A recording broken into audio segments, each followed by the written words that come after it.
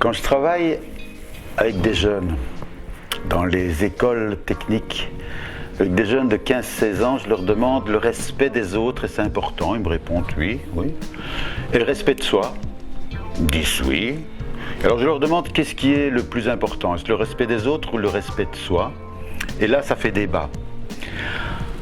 Or, je leur dis, écoutez, le respect des autres, c'est bien, mais il ne faut pas le confondre avec de l'obéissance. Et pour pouvoir respecter les autres, il faut connaître les valeurs de l'autre. Et si les valeurs de l'autre ne sont pas les mêmes que les miennes, je ne peux pas nécessairement respecter l'autre.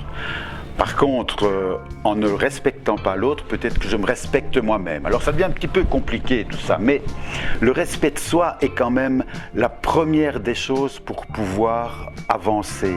Oser savoir dire non, ça c'est essentiel. Or la plupart des gens qui subissent la vie, qui subissent les patrons, les collègues, le harcèlement, des choses ainsi, viennent d'un non-respect de soi. Si on a la force de leur foutre une claque dans la gueule ou de leur répondre sauvagement quand ils nous agressent, eh bien c'est faire preuve de respect de soi. Bien entendu, il faut trouver l'équilibre, il ne faut pas commencer, il faut rester respectueux de soi et quand même respectueux des autres et évaluer ce qui est bien et ce qui n'est pas bien. Et tout ça, ça s'apprend. On est toujours dans une société à vouloir gommer ses défauts. Or, un défaut, ce n'est jamais qu'une qualité qui est exacerbée par le stress. Donc le défaut, en fait, c'est pas si mal que ça.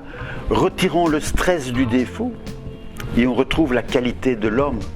Un exemple, vous avez quelqu'un dans votre entourage ou vous-même, vous êtes très pointilleux, très maniaque, très perfectionniste, au point d'en être quasi chiant.